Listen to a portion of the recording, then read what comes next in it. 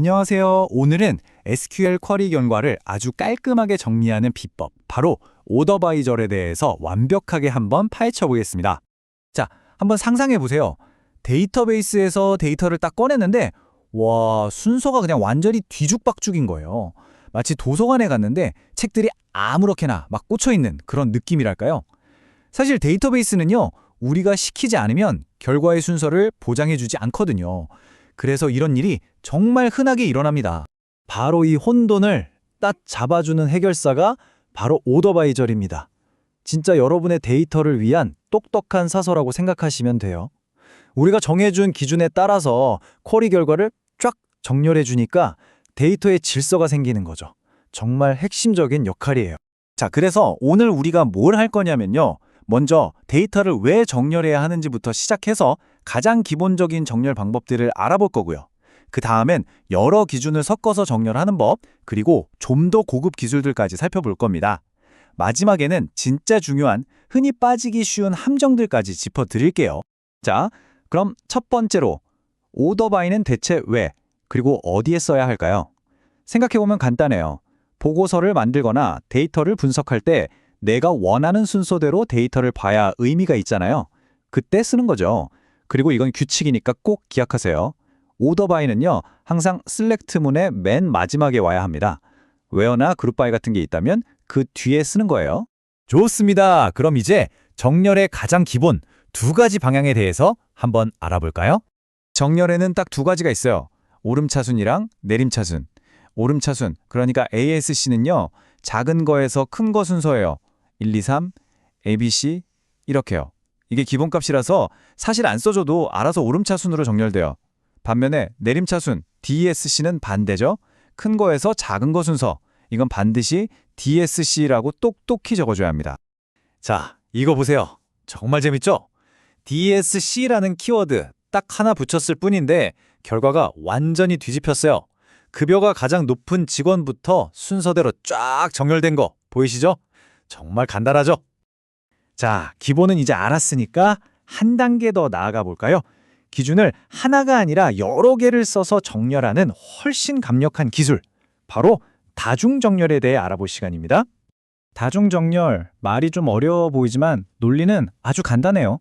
그냥 우선순위가 있다고 생각하시면 됩니다. 일단 첫 번째 기준을 가지고 전체 데이터를 한번 쫙 정렬해요. 근데 만약에 첫 번째 기준의 값이 똑같은 이들이 있잖아요. 그럼 걔네들끼리만 모아서 두 번째 기준으로 다시 한번 정렬해 주는 거죠. 바로 이 예시가 다중정렬을 아주 잘 보여주는데요. 보세요. 먼저 부서 번호 순으로 정렬을 했죠. 10번 부서, 그 다음에 20번 부서. 그리고 나서 같은 10번 부서 안에서는 급여가 높은 사람 순서로 다시 정렬을 한 거예요. 정말 깔끔하게 정리됐죠? 자, 이제 진짜 고급 기술로 넘어갈 시간입니다. 단순하게 컬럼 이름만 쓰는 걸 넘어서서 이 기본기를 어떻게 더 다양하고 강력하게 활용할 수 있는지 한번 같이 보시죠. 정렬을 꼭 컬럼 이름으로만 해야 하는 건 아니에요. 훨씬 더 유연한 방법들이 많습니다. 예를 들면 우리가 계산해서 만든 컬럼에 붙여준 별칭, 에일리어스로 정렬할 수도 있고요. 아니면 셀렉트 목록에서 첫 번째 컬럼, 세 번째 컬럼 이런 식으로 순서 번호를 쓸 수도 있어요.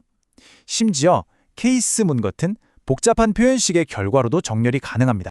이 중에서도 특히 케이스 표현식은 거의 전문가 수준의 기술이라고 할 수 있는데요. 이걸 쓰면 정말 복잡한 우리 회사만의 특별한 정렬 규칙을 만들 수 있어요. 예를 들어서 우리 영업부 직원들은 무조건 맨 위에 보여주고 나머지는 이름 순으로 정렬해줘 같은 요구사항이 있다면 바로 이럴 때 케이스를 써서 그런 마법 같은 정렬을 구현할 수 있는 겁니다. 자, 이제부터는 정말 중요합니다. 개발자들이나 시험 보는 분들이 진짜 자주 실수하고 헷갈려하는 함정들이 있거든요.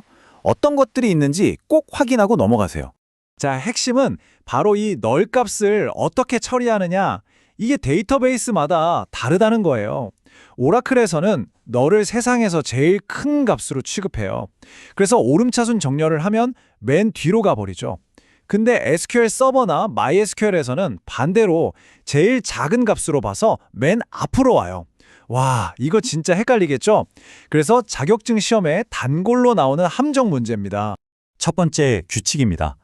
Select Distinct를 써서 중복된 값을 없앨 때 말이죠. 오더바이에 쓰는 컬럼은 무조건 Select 목록 안에도 들어있어야 해요. 이게 왜 그러냐면 생각해보면 당연해요. 중복을 다 제거한 최종 결과 목록에 있지도 않은 값을 기준으로 어떻게 정렬을 하겠어요? 말이 안 되죠? 자, 여기 예시를 보시면 규칙이 훨씬 명확해질 거예요.